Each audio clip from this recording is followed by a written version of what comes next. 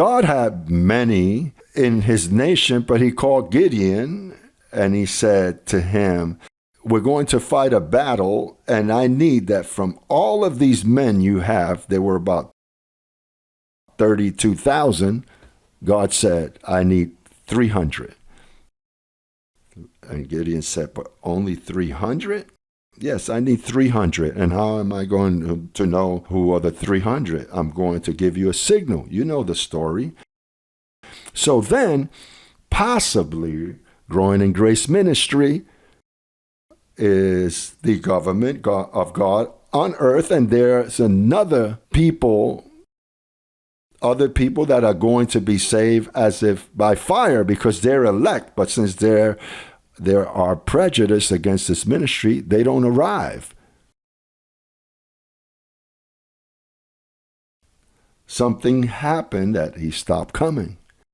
Situations, there are problems here on earth. There are problems, and they depart, and they don't govern. They don't reign. They are saved, but without reign.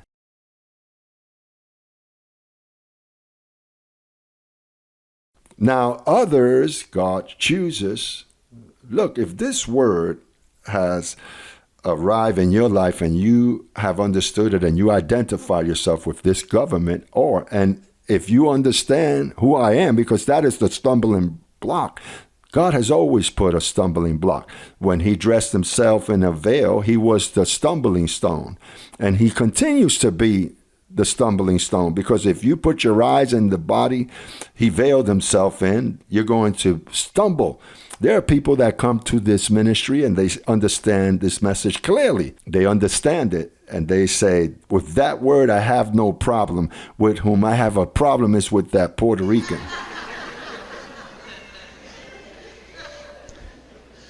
To submit to that Puerto Rican when I speak better Spanish than he does. He doesn't even know how to speak Spanish well. How am I going to submit to him? When I have more education, I have a PhD. He never studied, so then I can elaborate a message better than he can. So since everybody says we all have to submit to him, I have to bury all of my talents to repeat what that Puerto Rican says. That is a stumbling block. Brother, you know what is that? He's Mr. Intelligent. People that are very educated. We have doctors that assist our meetings. They're very educated, but they're educated, they're humble, and they've submitted. But there are others that don't support. How am I going to submit to him? But there are people that have died in not submitting to me.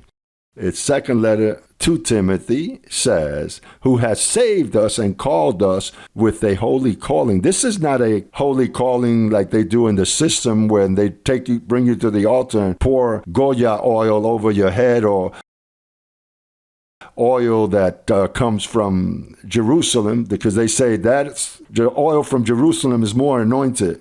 Jerusalem is under a curse. They're fools.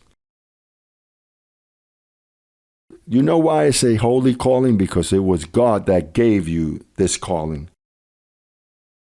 He called you before you were born. That's where that calling begun.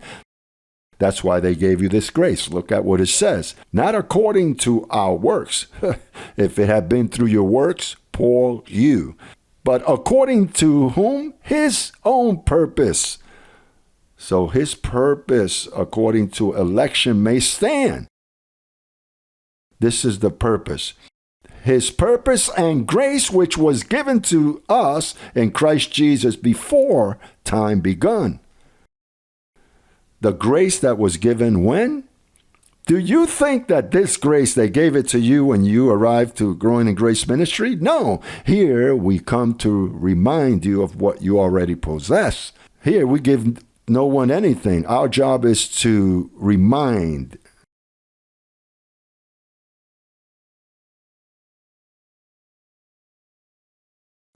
Here, you cannot come to look for anything that you have not already brought.